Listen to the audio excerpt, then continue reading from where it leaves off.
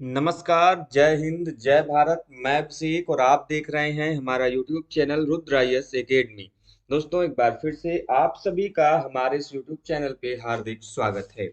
दोस्तों, आज के इस वीडियो में, आज के इस सेशन में हम आपसे बात करेंगे आर्कियोलॉजी यूजीसी नेट के 2006 के प्रीवियस ईयर क्वेश्चन पेपर की। जी हाँ दोस्तों, हम लोग डेली बेसिस पे आर्कियोलॉजी यूजीसी नेट के लिए जो भी क्लासेस होती हैं, जो भी फैक्ट्स होते हैं, उसको डिस्कस करते हैं और दोस्तों उनसे संबंधित मैक्सिमम वीडियोस हम अपने चैनल के माध्यम से अपलोड करते हैं। दोस्तों, हमारा चैनल एक मात्र ऐसा चैनल है दोस्तों जो कि आपकी आर्कियोलॉजी यूजीसी नेट की प्रिपरेशन के लिए संपूर्ण तैयारी प्रोवाइड कराता है। दोस्तों, यदि आप भी हमारे चैनल के माध्यम से जुड़कर तैयारी को शुरू करना चाहते हैं दोस्तों, तो दिए गए नंबर पर कॉल करें या मैसेज करें। साथ में दोस्तों दिए गए नंबर की सहायता से दोस्तों आप पीडीएफ नोट्स मटेरियल इत्यादि को भी पा सकते हैं। बिना कुछ समय गवाए दोस्तों चलते हैं अपने वीडियो की तरफ। वीडियो शुरू करने से पहले दोस्तों, यदि आप हमारे चैनल को अभी तक सब्सक्राइब नहीं किया है मेरे दोस्त, तो चैनल सब्सक्राइब करने के साथ ही बेल आइकन को प्रेस कर लें, जिससे दोस्तों आपके पास वीडियोस के लेटेस्ट नोटिफिकेशन सबसे पहले आप तक पहुंचती रहे। दोस्तों देखिए, आपके सामने क्वेश्चंस दिए गए हैं। पहला स्थान दोस्तों जो क्वेश्चन है वो इंग्लिश में है और दूसरा क्वेश्चन दोस्तों आपके सामने हिंदी में है। तो आप अपने हिसाब से दोस्तों क्वेश्चंस को देख के लिख सकते हैं दोस्तों। और यदि आपको ये पेपर चाहिए दोस्तों, तो आप जो दिया गया नंबर है, आपको 2006 से 2020 तक के बीच का पेपर दोस्तों आपको प्रोवाइड करा दिया जाएगा। चलते दोस्तों अपने प्रश्नों की तरफ। प्रश्न आपके सामने सबसे पहले प्रश्न की तरफ कि दोस्तों the hominid fossil site of Hathnora is located on. मतलब दोस्तों प्रश्न ये है कि जो हथनौरा नामक जीवाश्म स्थल है ये कहाँ पर स्थित है, किस वैली में स्थित है। आपके सामने ऑप्शंस दिए गए हैं, द चंबल रिवर, दूसरा द सोन रिवर, तीसरा नर्मदा रिवर, चौथा बेलन रिवर। मतलब ये है कि नर्मदा घाटी में स्थित है, कि चंबल घाटी में स्थित है, कि सोन नदी पर स्थित है, या फिर बेलन नदी पर स्थित है। बात यहाँ पर किसकी की जा रही है दोस्तों, तो वो हथनौरा आर्कियोलॉजिकल साइट की बात की जा रही है। दोस्तों ये जो हथनौरा आर्कियोलॉजिकल साइट है ये आपका नर्मदा नदी पर स्थित है। कहाँ पर? ऑप्शन नंबर सी, नर्मदा नदी पर स्थित है। और दोस्तों ये फेमस इसलिए है, कारण ये दोस्तों कि यहाँ पर हथनौरा में हमको मानव जीवाश्म के दोस्तों प्रमाण मिले हैं, जैसे होमिनिड फॉसिल्स के प्रमाण मिले हैं, जिसकी खोज दोस्तों आपको ध्यान रखना है अरुण सुनकिया के द्वारा की गई थी। किसके द्वारा? अरुण सुनकिया के द्वारा दोस्तों इसकी खोज की गई थी। पूछा जाता है आपके एग्जाम में कि किसके द्वारा खोज की गई थी और कहाँ पर की गई थी दोस्तों, तो जो मानव जीवाश्म है ये हमको मिला था आपके नर्मदा नदी तट के स्थित हथनौरा पुरास्थल पर। वो भी कब? तो डेट अभी आप ध्यान में जरूर रखें, 5 दिसंबर 1982 को। आगे चलते हैं दोस्तों अगले प्रश्न की तरफ। अगला प्रश्न ये है कि the earliest evidence for rice cultivation comes from. मतलब ये है कि धान की खेती का प्राचीनतम प्रमाण कहाँ से प्राप्त होता है। आपके सामने ऑप्शन दिए गए हैं, कोल्डिहवा, दूसरा ब्रह्मगिरी, तीसरा दमदमा, चौथा अरिकामेडू। तो कहाँ से हमको धान की खेती का प्राचीनतम प्रमाण मिलता है, आपको ऑप्शन बताना है। इसका सही आंसर होगा दोस्तों ऑप्शन नंबर ए, अर्थात कोल्डिहवा। जी हाँ दोस्तों, भारत में earliest evidence of rice cultivation is located from the Koldihwa पुरास्थल। जी हाँ दोस्तों, कोल्डिवा से हमको इनके प्रमाण देखने को मिलते हैं। अगले प्रश्न की तरफ चलते हैं। अगला प्रश्न आपके सामने है कि ash mounds of the southern neolithic are made up of. मतलब ये है कि दक्षिण भारत के जो नव पाषाण कालीन राख के टीले हैं ये किससे निर्मित हैं। The ash mounds of the southern neolithic are made up of. जैसा कि आप सभी जानते हैं कि जो साउदर्न आपके न्यूलिथिक आपका एज है वहां पर एस माउंट बहुत इंपॉर्टेंट रोल प्ले करता है। और ये बने किसके हैं, इसी से प्रश्न पूछा गया है। तो आपके सामने ऑप्शन दिए गए हैं, एक्यूमुलेशन ऑफ हैबिटेशन सॉइल्स, मतलब कि आवासीय मिट्टी के जमाव से बने हुए हैं। दूसरा accumulation of burnt cattle dung, मतलब कि गाय या बैल के जो गोबर के जमाव हैं ये उनके बने हुए हैं। तीसरा एक्यूमुलेशन ऑफ शिप गोट डंग, मतलब कि भेड़ बकरियों के गोबर के जमाव से बने हुए हैं। और चौथा एक्यूमुलेशन ऑफ आयरन स्लैग, मतलब कि लोहे के धातु मल के जमाव से बने हुए हैं। तो ये यहाँ पर पूछा जा रहा है, आपको बताना है कि आखिर ये जो एस माउंट्स हैं, जो राख के टीले हैं साउदर्न इंडिया में, वो किसके बने हुए। तो इसका सही आंसर हो जाएगा option number B, accumulation of burnt cattle dung. मतलब कि गाय बैल के जो गोबर के जमाव हैं, जब उनको जलाया गया तो उनसे जो राख बची वही नियोलिथिक काल में आपके राख के टीले के रूप में जाने जाते हैं। आगे चलते हैं दोस्तों अगले प्रश्न की तरफ। अगला प्रश्न आपके सामने है। प्रश्न ये है कि the chalcolithic site of Balathal is situated in. मतलब ये है कि जो बलाथल का ताम्र पाषाणिक स्थल है वो कहाँ पर स्थित है। दोस्तों आपके सामने ऑप्शन दिए गए हैं कि उत्तर प्रदेश में स्थित है, राजस्थान, गुजरात, या फिर मध्य प्रदेश। दोस्तों ये जो बलाथल आर्कियोलॉजिकल साइट है, Balathal archaeological site is situated in Rajasthan कहाँ पर स्थित है दोस्तों? राजस्थान में आपका चालकुल की साइट है ये, और वहां पर यह स्थित पूरा स्थल, इसलिए ऑप्शन नंबर बी जो होगा इसका क्या हो जाएगा, सही हो जाएगा। आगे चलते हैं दोस्तों अगले क्वेश्चन की तरफ। अगला क्वेश्चन आपके सामने है, the majority of structure at Dholavira are. मतलब ये है दोस्तों जो धौलावीरा की अधिकांश वस्तुएं हैं ये किसकी निर्मित हैं? आपके सामने ऑप्शन दिए गए हैं। मड मतलब मिट्टी की, दूसरा ड्रेस्ड स्टोन मतलब तरासे गए पत्थरों से इनका निर्माण किया गया है, तीसरा रबल मतलब कि अनगढ़ पत्थरों से, और चौथा वुड मतलब लकड़ी से। तो प्रश्न यही है कि धौलावीरा से जो भी हमको एविडेंसेस मिले हैं ये अधिकतर किस चीज के बने हुए हैं? तो आपके सामने ऑप्शंस दिए गए हैं और ऑप्शन में इसका सही आंसर होगा ऑप्शन नंबर सी, रबल मतलब अनगढ़ पत्थरों से यहाँ पर हमको जो मैक्सिमम हमको वस्तुएं हैं उनका निर्माण या फिर संरचना दिखाई देती है।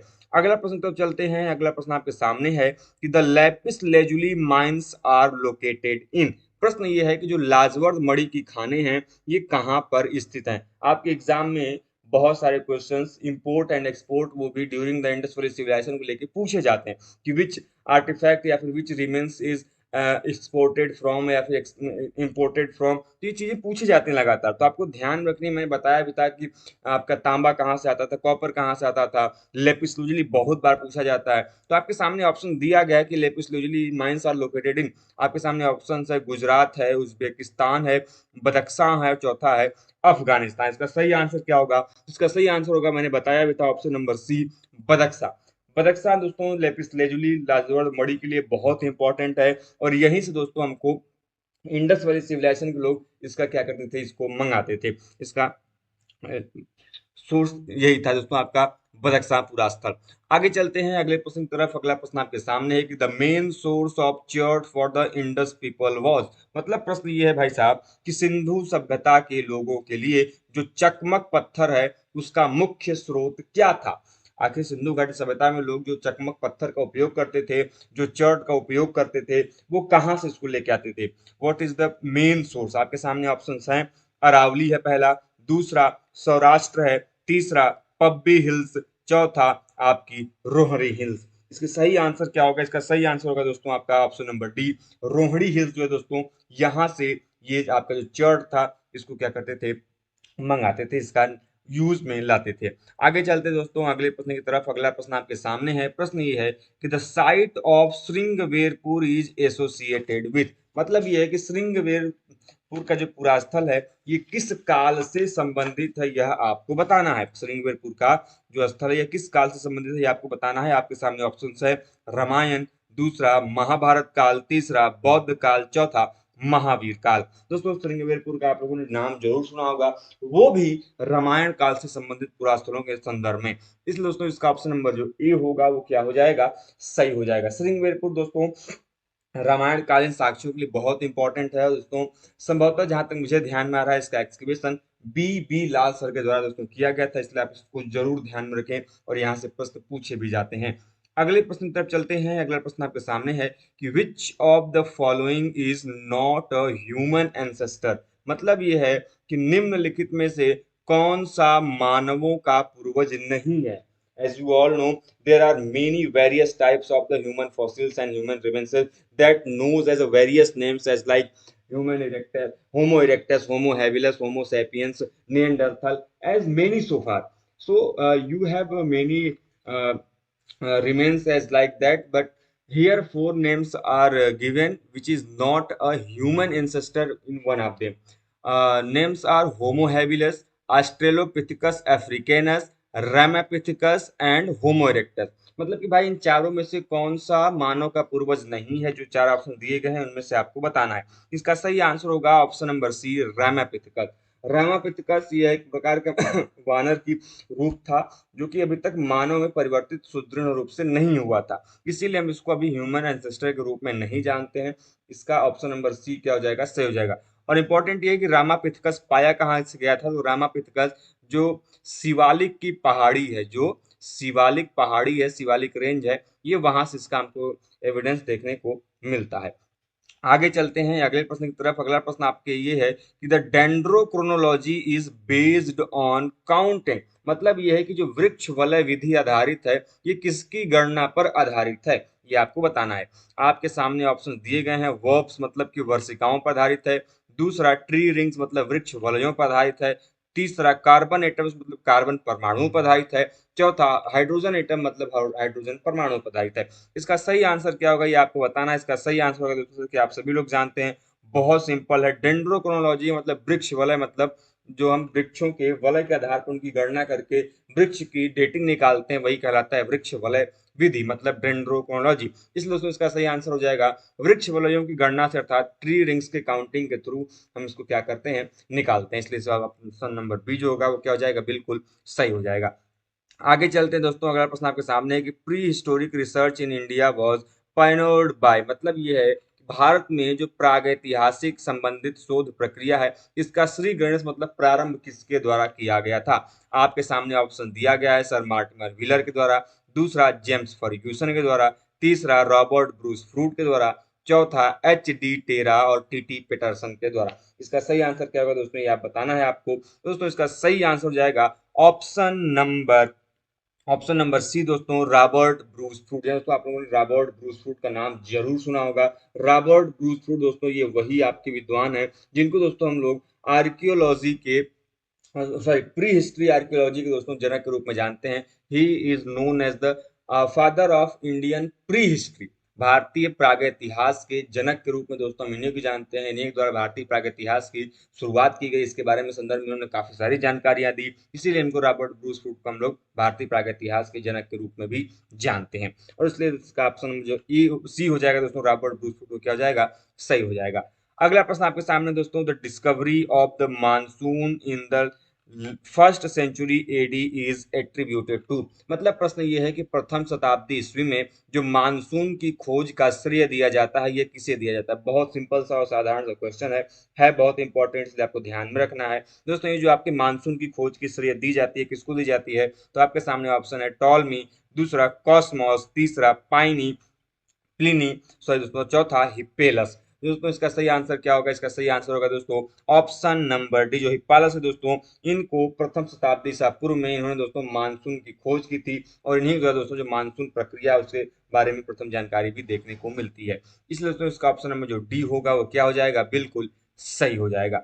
आगे चलते दोस्तों अगले प्रश्न की तरफ। अगला प्रश्न आपके सामने है, who among the Kushanas has introduced gold coin, मतलब कि कुषाण शासकों में दोस्तों सबसे पहली बार किसने सोने के सिक्के चलाए।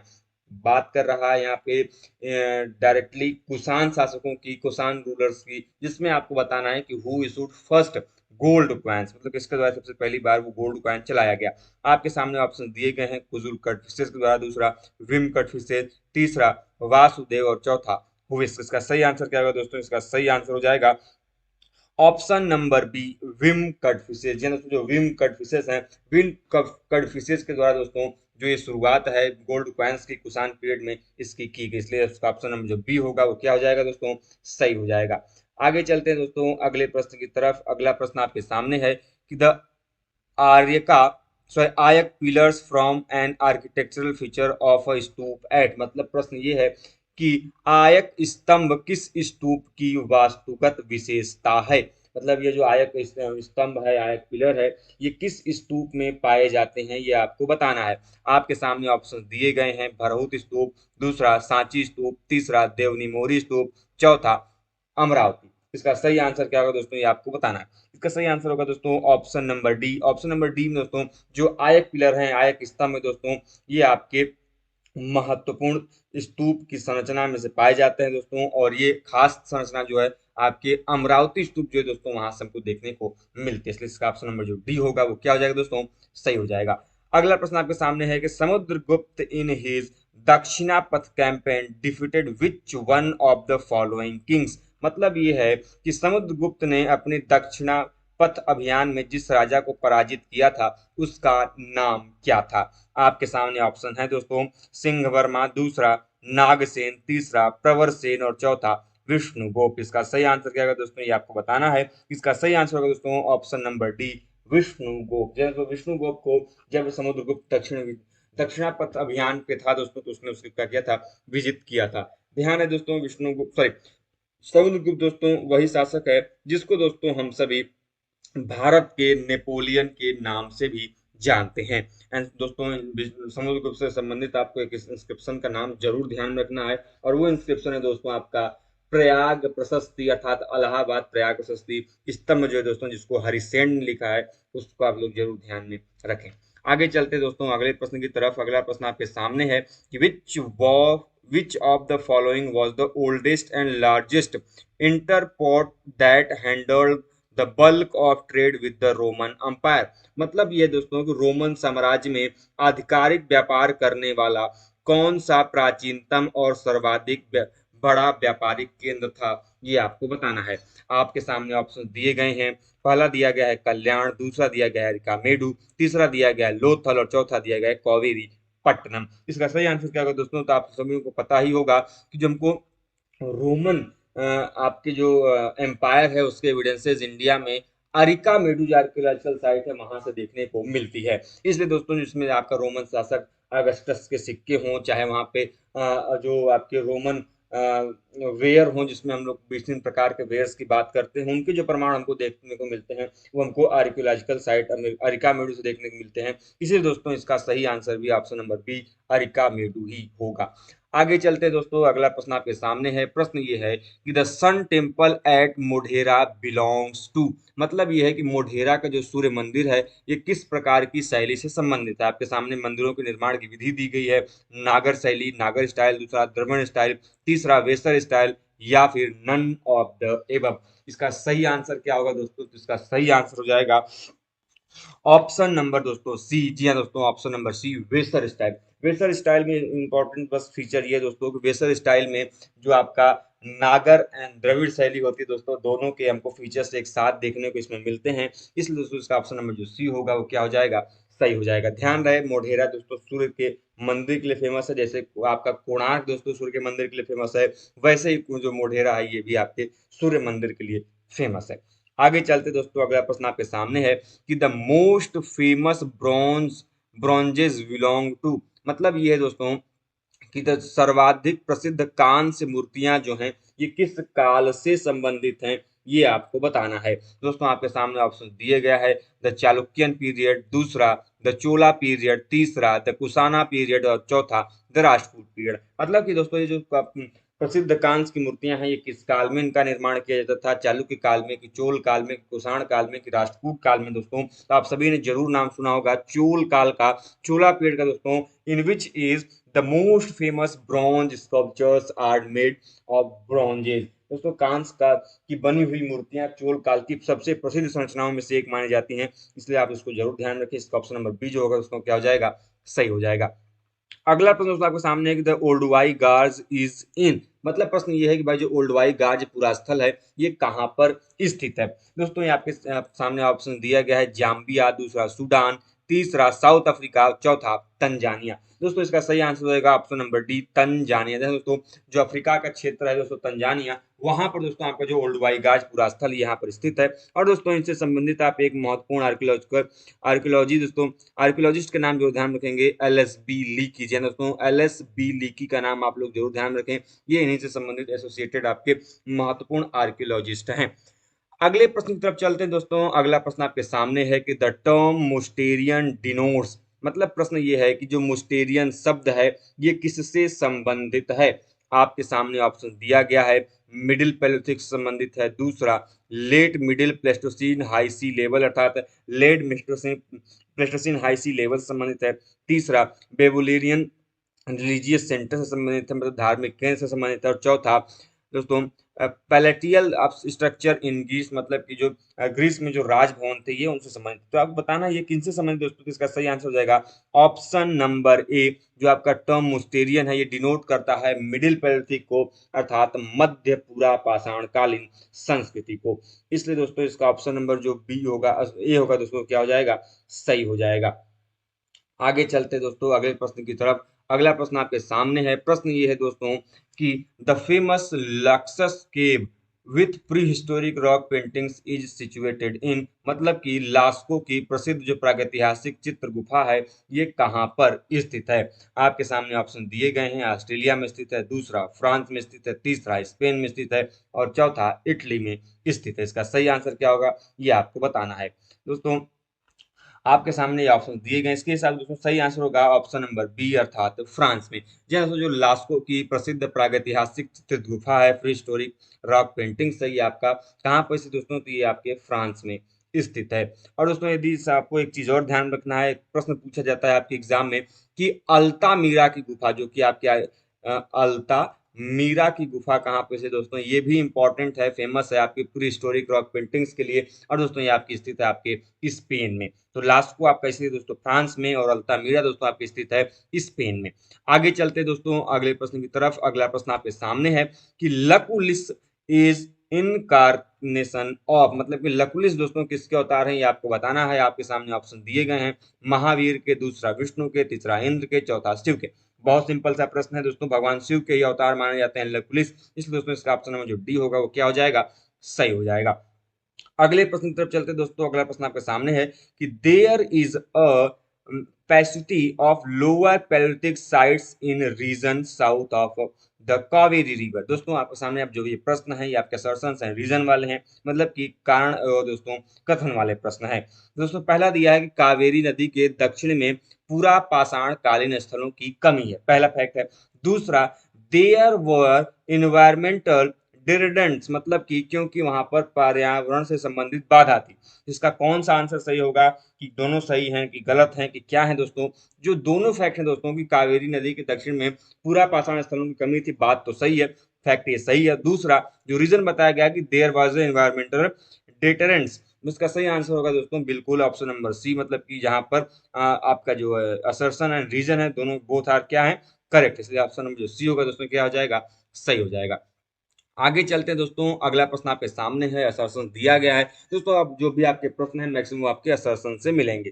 प्रश्न ये दोस्तों कि the Harappans had trade contact with southern Neolithic people, मतलब कि हड़प्पा संस्कृति के लोग जो दोस्तों दक्षिण भारत के नौ पाषाण कालीन स्थलों के व्यापारिक संबंध में थे।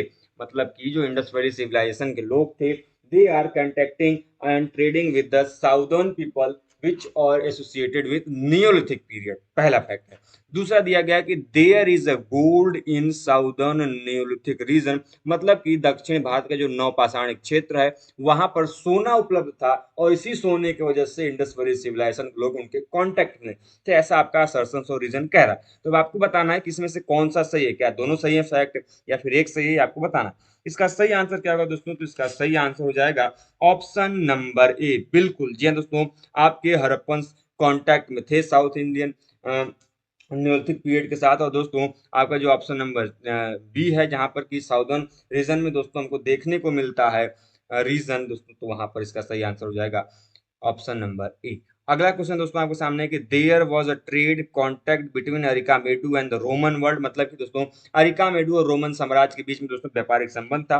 बिल्कुल सही बात, हमने बताया भी, क्योंकि अभी हमने बताया आपको कि रोमन जो पूरा वस्तुएं हैं, जो आर्कियोलॉजिकल रिमेन्स हैं, वो हमको अरिकामेडू आर्कियोलॉजिकल साइट से देखने को मिलते हैं। एज लाइक उनके बर्तन देखने को मिलते हैं, मृतभांड देखने को मिलते हैं, उनके सिक्के देखने को मिलते हैं, उनके सीलिंग्स देखने को मिलते हैं दोस्तों, कहाँ से हमको, अरिकामेडू से। तो ये हमको बताते हैं कि अरिकामेडू रोमन साम्राज्य के बीच में व्यापारिक संबंध था। ठीक है, ये तो सही हो गया। दूसरा दिया है कि because Rome had surplus gold, कारण ये है कि रोम के पास अधिशेष सोना था, और जिसका प्रमाण हमको अरिकामेडू पुरास्त्र से देखने को मिलता है। तब आपको बताना है कि क्या दोनों सही हैं या गलत है दोस्तों, तो इसका सही आंसर हो जाएगा ऑप्शन नंबर डी दोस्तों, मतलब कि fact A and R are both are क्या है, करेक्ट है। इसलिए दोस्तों इसका ऑप्शन नंबर डी क्या हो जाएगा, सही हो जाएगा।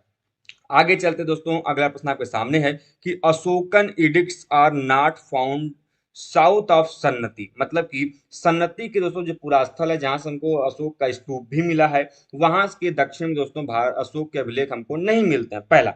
दूसरा दिया है कि because his empire did not extend beyond Sannati, कारण ये है कि वहां पर अभिलेख नहीं मिलने का, क्योंकि उसके साम्राज्य की जो दक्षिणी सीमा थी वो यहीं तक थी, ऐसा आपको फैक्ट दिया गया। तो अब आपको बताना है कि क्या सही होगा दोस्तों। इसका सही आंसर होगा ऑप्शन नंबर बी, मतलब कि both A and R are incorrect, मतलब कि दोस्तों ये जो आपको दिया गया है फैक्ट दोस्तों कि 1 मिनट दोस्तों, 1 मिनट, सॉरी दोस्तों, इसका सही आंसर हो जाएगा option number D, both A and R correct, मतलब कि अशोकन इंडिक्स सही में हमको सनती के साउथ में देखने को नहीं मिलते हैं। और कारण भी यही है दोस्तों, क्योंकि हमको यहाँ पर जो आपके सीमाएं हैं मौर्य साम्राज्य की, अशोक के काल की, ये इनके बाहर हमको देखने को नहीं मिलती। इसलिए इसका ऑप्शन नंबर जो डी होगा वो क्या हो जाएगा, सही हो जाएगा। अगला प्रश्न दोस्तों आपके सामने है कि the Chalukyas built temples at Aihole and Pattadakal. दोस्तों आपने पटकदकल और आपने एहोल का नाम जरूर सुना होगा। दोस्तों चालुक्यों ने एहोल और पटकदकल में मंदिरों का निर्माण कराया था, पहला। दूसरा, because sand stone was the best rock for temples, मतलब कि मंदिर के निर्माण में दोस्तों आप सभी लोग जानते हैं सबसे इंपॉर्टेंट, सबसे अच्छा जो दोस्तों पत्थर होता है वो होता है सैंड स्टोन, जिसको हम लोग बलुआ पत्थर कहते हैं। दोस्तों ये इसके निर्माण में लगाया गया था। तो आपको बताना है कि इसका क्या दोस्तों जो फैक्ट देंगे वो सही है। जी हाँ दोस्तों, बिल्कुल सही है। कारण ये है कि दोस्तों चालुक्य में काल में हमको विभिन्न प्रकार के मंदिरों के निर्माण का हमको प्रयोग दिखाई देता है, पहली चीज। और ये जो मंदिर निर्माण हमको इतने दिखाई देते हैं, कारण उसका है क्योंकि वहां पर सैंडस्टोन का उपयोग किया गया, इसलिए ऑप्शन नंबर जो बी होगा वो क्या हो जाएगा, सही हो जाएगा। आगे चलते हैं दोस्तों, अगला प्रश्न आपके सामने है कि the Satavahana got rock cut cave excavated. मतलब प्रश्न ये है कि सातवाहन काल में दोस्तों जो चट्टानों में गुफाएं बनाई गई, पहला। और दूसरा, बिकॉज कारण ये था कि they did not know brick technology, और कारण ये था कि उन्होंने ईंटों से निर्माण की जो प्रवृत्ति थी उनको ज्ञात उन्होंने नहीं किया था, जिसकी वजह से दोस्तों उन्होंने चट्टानों में गुफाएं बनाई। किसने, सातवाहन। तो आपको बताना है कि जो फैक्ट है वो गलत है या सही है। दोस्तों इसका सही आंसर हो जाएगा ऑप्शन नंबर ए। मतलब ये कि ठीक है, उन्होंने सातवाहनों में चट्टानों में गुफाएं बनाई, ये फैक्ट सही है। लेकिन ये कहना कि उनको ब्रिक टेम्पल का, ब्रिक का टेक्नोलॉजी नहीं पता था, ये क्या है, इनकरेक्ट है, गलत है। इसलिए ऑप्शन नंबर जो ए होगा वो क्या हो जाएगा, सही हो जाएगा। आगे चलते हैं दोस्तों, अगला प्रश्न आपके सामने है। प्रश्न ये है कि the megalithic people erected stone monuments for the dead. दोस्तों इसका सही आंसर क्या हो जाएगा, मतलब कि बृहद पाषाणिक लोगों में मृतकों के सम्मान में प्रस्तक के स्मारक निर्मित किए जाते थे।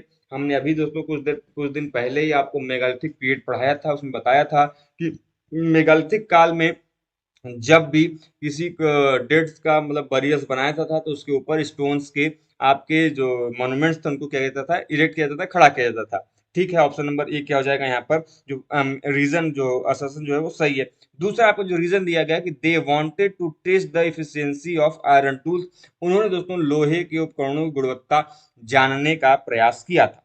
ये दो चीजें आपके सामने दोस्तों ऑप्शन में दी गई हैं, आपको बताना है कि कौन सी चीजें सही होंगी। दोस्तों जैसा कि आप सभी लोग जानते हैं मेगालिथिक पीरियड दोस्तों आपके आयरन एज से संबंधित है, लौह काल से संबंधित है, क्योंकि यहाँ पर को लोहे के उपकरण देखने को मिलते हैं। इसलिए दोस्तों आपके ऑप्शन नंबर जो ए है वो क्या हो जाएगा, सही हो जाएगा। कारण ये दोस्तों कि हमको यहाँ पर जो मृतक हैं उनके ऊपर प्रस्तर के स्मारक निर्मित किए गए, ठीक है, बहुत बढ़िया मिलते हैं। और दोस्तों उनको इफिशियंसी ऑफ आयरन टूल्स को जानना चाहते हैं, इसलिए दोस्तों ऑप्शन नंबर ए जो होगा वो क्या हो जाएगा, सही हो जाएगा। आगे चलते हैं दोस्तों अगले प्रश्न की तरफ। अगला प्रश्न आपके सामने दिया गया कि the early southern neolithic site are situated on the top of granitic hills. मतलब ये दोस्तों कि दक्षिण भारत में जो प्रारंभिक नवपाषाणिक पुरास्थल हैं वो ग्रेनाइट की जो पहाड़ियां हैं वो वहां पर उनके स्थित है, पहला। दूसरा इसमें रीजन दिया गया है दोस्तों कि these hills were source of gold, मतलब कि इन पहाड़ियां जो है दोस्तों ये सोने के स्रोत के रूप में हमको दिखाई देती हैं। तो आपके सामने ऑप्शन दिए गए हैं कि कौन सा इसका आंसर सही होगा। दोस्तों इसका सही आंसर होगा ऑप्शन नंबर ए, मतलब कि ए इज करेक्ट। ठीक है भाई, हमको जो साउदर्न न्यूलिथिक साइट्स हमको देखने को मिलते हैं ग्रेनाइटिक हिल्स में देखने को मिलते हैं, ठीक है, वेरी गुड। लेकिन यहाँ से हमको कि ये कहना कि यहाँ पर ये सोर्स ऑफ गोल्ड के रूप में जानी जाती है, नहीं, ऐसा नहीं। इसलिए जो ऑप्शन नंबर ए होगा कि A is correct but R is incorrect क्या हो जाएगा, सही हो जाएगा। आगे चलते हैं दोस्तों अगले प्रश्न की तरफ। अगला प्रश्न आपके सामने दिया गया है। अब आपको करना क्या है दोस्तों कि इनको क्रोनोलॉजिकल ऑर्डर में सेट करना है। अब यहाँ पर जो आपको चार नाम ऑप्शन में दिए गए हैं, चारों के चारों सेरेमिक टाइप्स हैं, मृदभांड के प्रकार है दोस्तों। इनको आपको क्या करना है कि क्रम के अनुसार इनकी जो कालक्रम में जिस कालक्रम में ये आते हैं उनके हिसाब से आपको क्या करना है, इनको सेट करना है। दोस्तों आपके सामने सबसे पहले दिया गया है आपको red polished where, red polished where. फिर दिया गया है एनबीपीडब्ल्यू। तीसरा ब्लैक एंड रेड वेयर, मतलब बीआरडब्ल्यू दिया गया है। देखिए ये बीआरडब्ल्यू है, इसके ऊपर एनबीपीडब्ल्यू दिया गया है। तीसरे चौथे पे दिया गया है आपका पीजीडब्ल्यू, और सबसे ऊपर दिया गया है रेड पॉलिश्ड वेयर अर्थात आरपीडब्ल्यू। तो आपको इन चारों को क्रम में सेट करना है। इसका सही आंसर क्या हो जाएगा दोस्तों, इसका सही आंसर हो जाएगा इनमें सबसे पहले आता है दोस्तों आपका BRW, black and red ware. उसके पश्चात आता है दोस्तों आपका PGW दोस्तों, अर्थात मतलब कि पॉलिश्ड ग्रे वेयर दोस्तों, पेंटेड ग्रे वेयर, जिसको हम लोग चित्रित धूसर मृत भांड बोलते हैं। उसके पश्चात दोस्तों आता है आपका NBPW दोस्तों, मतलब जिसको नॉर्दर्न ब्लैक पॉलिश वेयर बोलते हैं। और सबसे लास्ट में आता है दोस्तों आपका polished red ware, polished red ware. दोस्तों सबसे पहले आप आ गया BRW, तो मतलब कि जो BRW तीसरे नंबर पे आया दोस्तों, तो कोई भी ऐसा ऑप्शन इसमें तीन पहले पे आए, इसलिए दोस्तों ऑप्शन नंबर जो सी होगा वो क्या हो जाएगा, सही हो जाएगा। ठीक है दोस्तों, सबसे पहले BRW, फिर PGW, फिर NBPW, फिर दोस्तों आपका आता है BW। ठीक है, इसको जरूर ध्यान में रखिए, इंपॉर्टेंट है, फैक्ट है दोस्तों, ध्यान में जरूर रखिएगा। अब चलते हैं दोस्तों अगले प्रश्न की तरफ। अगला प्रश्न आपके सामने दिया गया है कि arrange the following excavations in chronological order.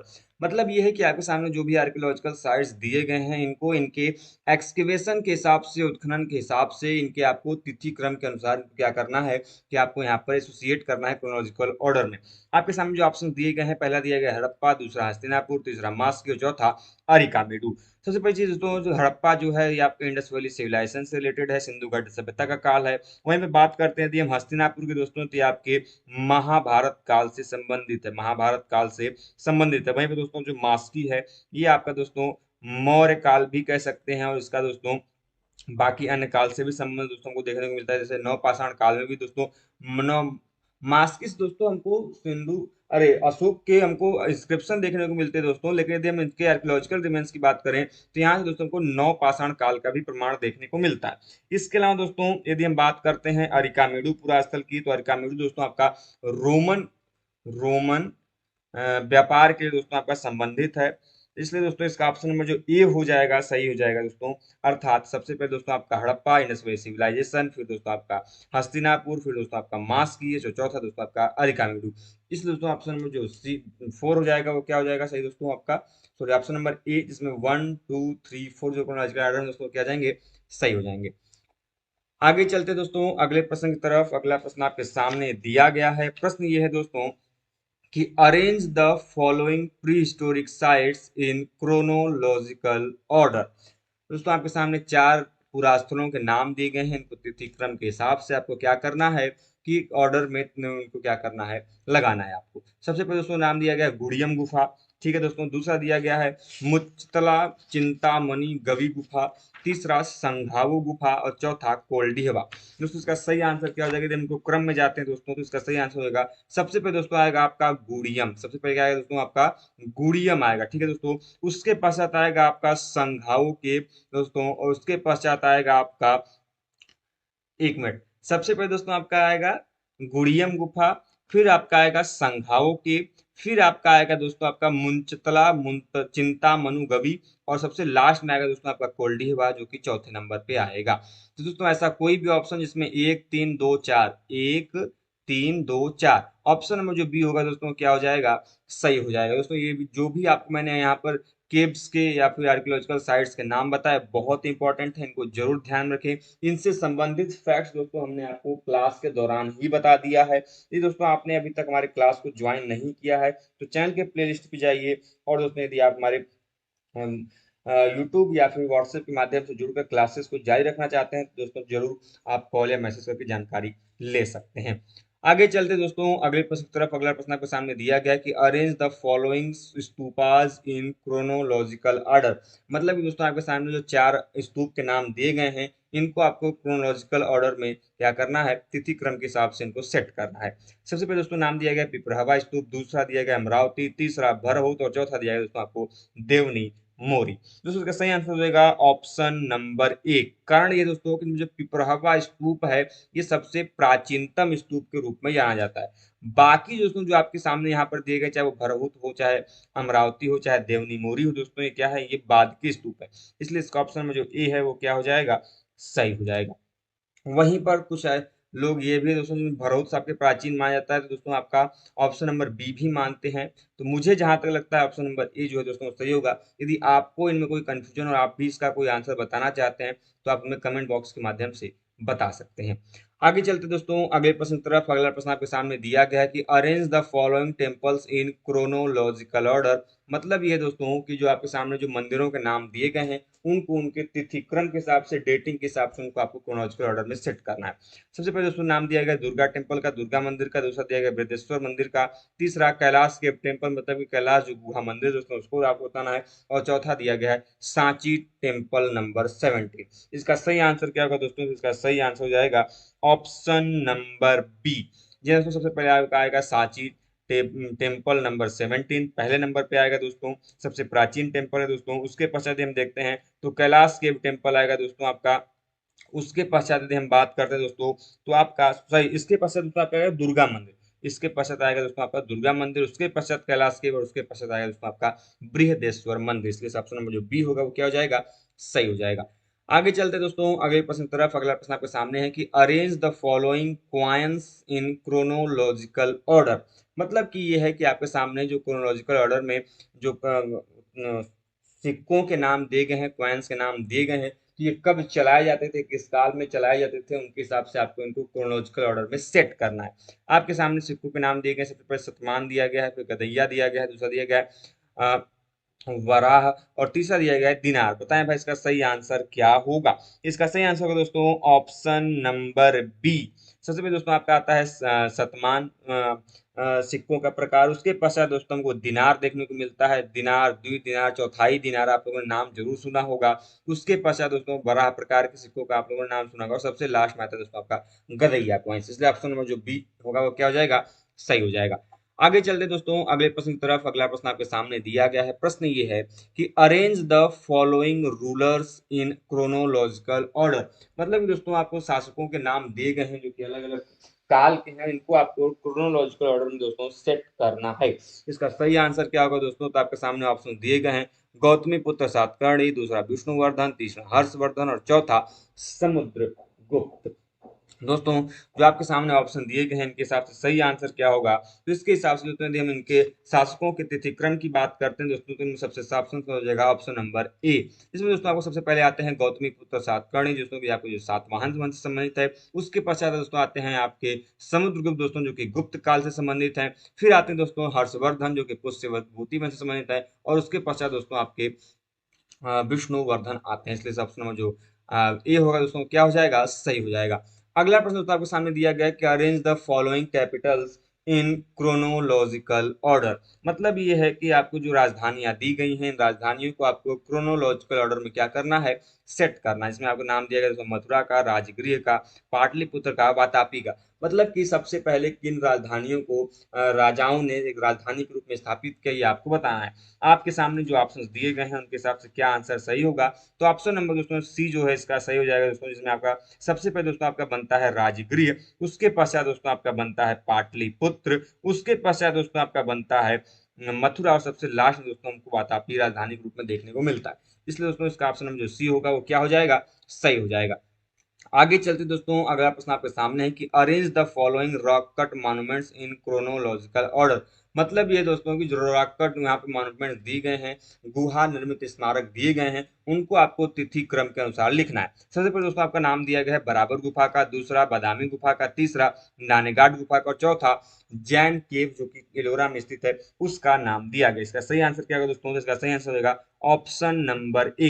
जिसमें दोस्तों सबसे पहले आता है आपका बराबर गुफा जो कि मौर्य काल से संबंधित है दोस्तों। जिसको आपका मौर्य शासक अशोक उनके पौत्र दोस्तों उसने दान में दिया था। उसके पश्चात दोस्तों आता है आपका नानेगाड गुफा। और उसके पश्चात दोस्तों आता है बीच में आपका बादामी की गुफाएं। और सबसे लास्ट में आता है दोस्तों आपका एलोरा में स्थित जो जैन गुफाएं हैं उनका। जिसमें दोस्तों आपका जो ए होगा वो क्या हो जाएगा?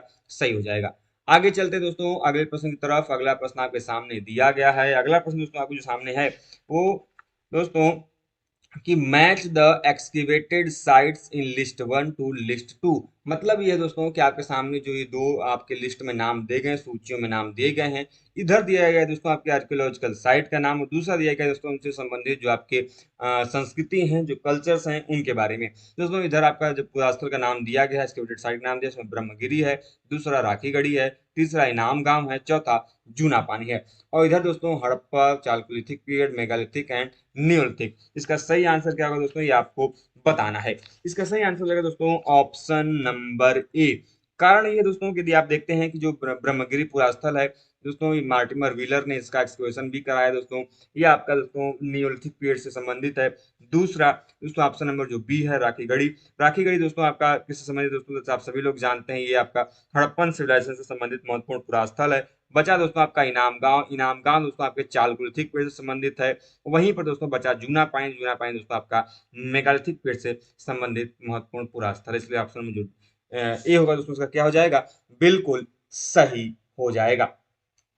दोस्तों अगला प्रश्न आपके सामने दिया गया है, जिस प्रश्न में दोस्तों आपके सामने कुछ महत्वपूर्ण आपके आर्कियोलॉजिकल जो आपके रिमेन्स हैं, जो आपके एविडेंसेस दोस्तों वो आपके सामने दिए गए हैं, और दूसरा दिया गया दोस्तों उनसे संबंधित जो आपके आर्कियोलॉजिस्ट हैं उनके बारे में।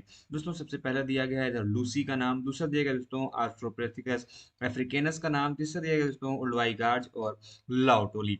जबकि दोस्तों इधर हम देखते हैं आर्कियोलॉजिस्ट के नाम दोस्तों, इसमें आपका एलएस विली की, डी जॉनसन, एमडी लिख के दोस्तों रेमंड डर्ट का नाम आपको दिया गया है। दोस्तों इनको आपस में आपको मैचिंग कराना है दोस्तों, जो कि आपके लिए बहुत इंपॉर्टेंट है।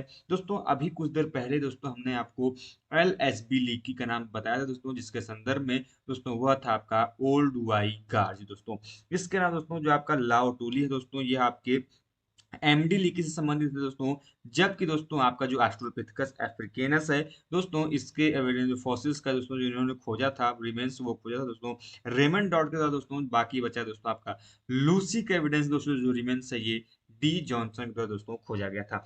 इस हिसाब से दोस्तों इसका सही आंसर हो जाएगा ऑप्शन नंबर सी, जहां पर दोस्तों ए का सेकेंड ऑप्शन, बी का 4, सी का 1 एंड दोस्तों डी का 3 क्या हो जाएगा, सही हो जाएगा।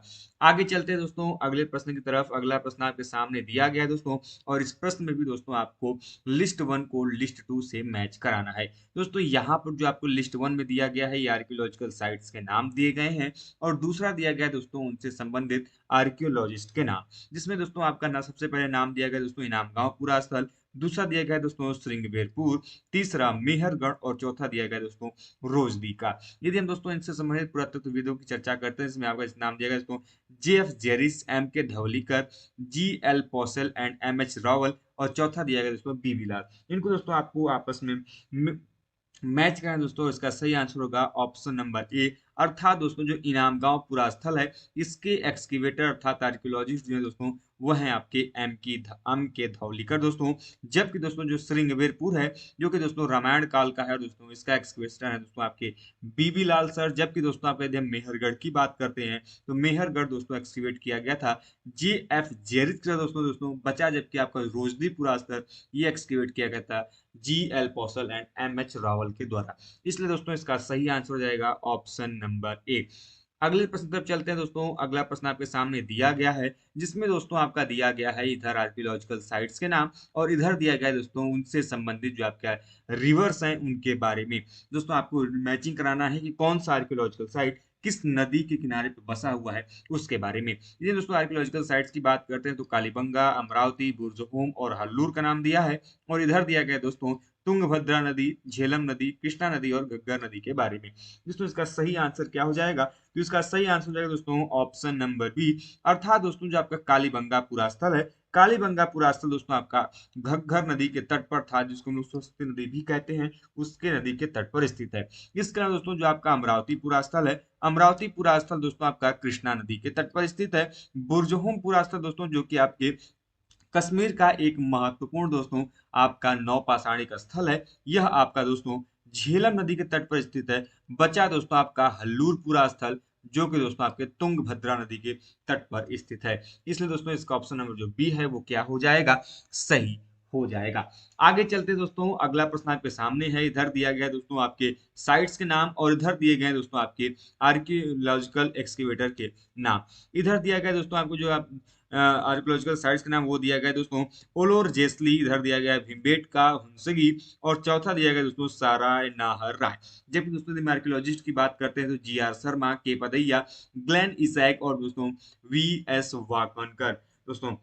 यदि हम दोस्तों इनके मैचिंग की बात करते हैं, इसका सही आंसर क्या होगा दोस्तों, इसका सही आंसर होगा ऑप्शन नंबर सी, अर्थात दोस्तों जो और एक शैली दोस्तों आपका पुरातात्विक स्थल है इससे संबंधित जो एक्सकेवेटर है दोस्तों वो है दोस्तों आपके ग्लेन आइजैक। बाकी दोस्तों जो वीम बेट का है दोस्तों, इसके एक्सकेवेटर के रूप में हम दोस्तों वी एस वाकनकर को जानते हैं। वी एस वाकनकर दोस्तों हम लोग father of pre historic rock paintings के नाम से भी जानते हैं। अर्थात भारतीय प्रागैतिहासिक जो चित्रकला है, इसके जनक दोस्तों वीएस वाकर्णकर को ही कहते हैं, और इसी ग्रुप में यह जाने भी जाते हैं दोस्तों। और यहाँ से दोस्तों को मध्य पाषाण काल के मेसोलिथिक पीरियड के प्री हिस्टोरिक रॉक पेंटिंग्स देखने को मिलते हैं। इसका दोस्तों आपका जो हिंसकी है, हुंसकी दोस्तों आपका एक्सकैवेट किया गया था के पदैया के द्वारा दोस्तों, बचा दोस्तों आपका सराय नाहर राय, ये एक्सकैवेट किया गया था जी आर शर्मा के द्वारा। इसलिए दोस्तों इसका ऑप्शन नंबर जो सी होगा वो क्या हो जाएगा, बिल्कुल सही हो जाएगा।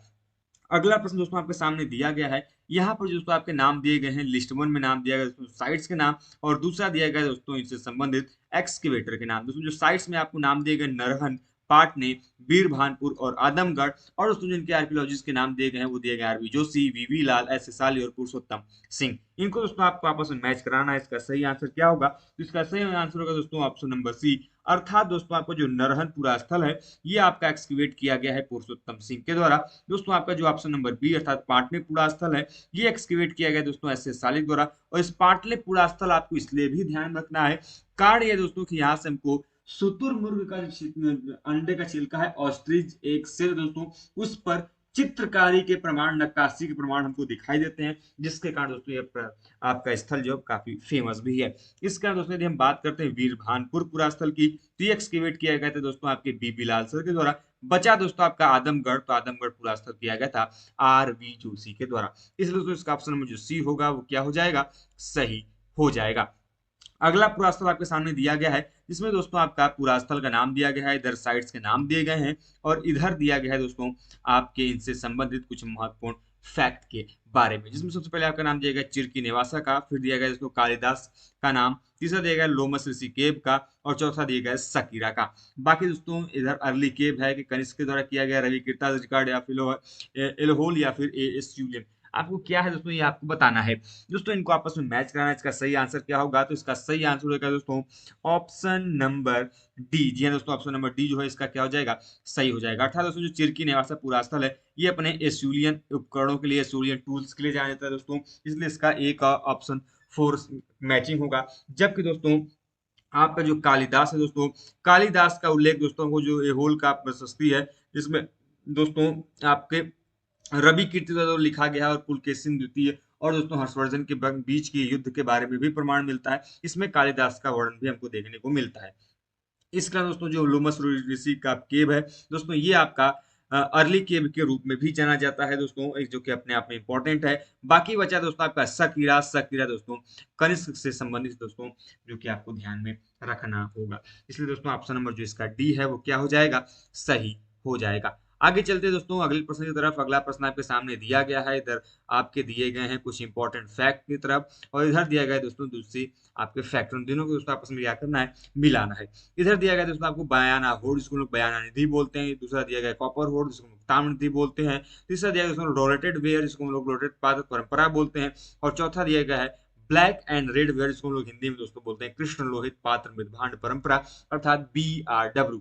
इधर OCP, गुप्ता क्वाइंस, मेगालिथिक और अरिका मेडू के चीजें दी गई। इनको आपस में क्या करना है दोस्तों, आपको मिलाना है। दोस्तों जो बयाना निधि, जैसा कि आप सभी लोग जानते हैं, बयाना होड़ दोस्तों अपने आप में बहुत इंपॉर्टेंट, और इस बयाना निधि से हमको दोस्तों गुप्त काल की मुद्राओं का भंडार देखने को मिला था। इसलिए दोस्तों ऑप्शन नंबर जो आप ए है उसको मैचिंग ऑप्शन नंबर 2 से होगा दोस्तों। जो कॉपर होड़ दोस्तों, कॉपर होड़ से संबंधित जो आपके मृदभांड दोस्तों OCP है, जिसको हम लोग अकर्ड कलर्ड पॉटरी बोलते हैं, वो संबंधित है दोस्तों।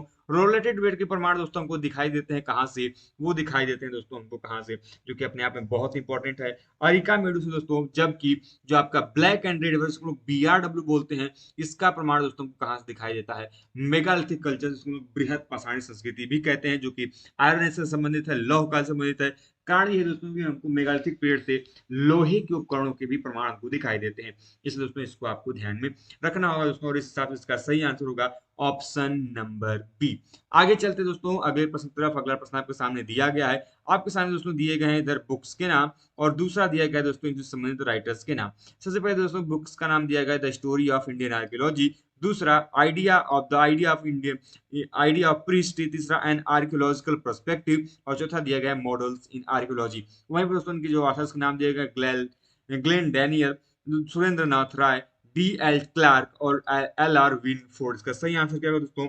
इसका सही आंसर हो जाएगा ऑप्शन नंबर ए। अर्थात दोस्तों the story of Indian archaeology दोस्तों ये लिखी गई है सुरेंद्र नाथ राय के द्वारा। और दोस्तों जो आइडिया ऑफ प्री हिस्टोरी है ये लिखा गया है ग्लैन डैनियल के द्वारा। आइडिया एंड आर्कियोलॉजिकल जो पर्सपेक्टिव दोस्तों बुक है ये लिखी गई है L.R. विनफोर्ड द्वारा। और दोस्तों बची models in archaeology is written by D.L. Clark.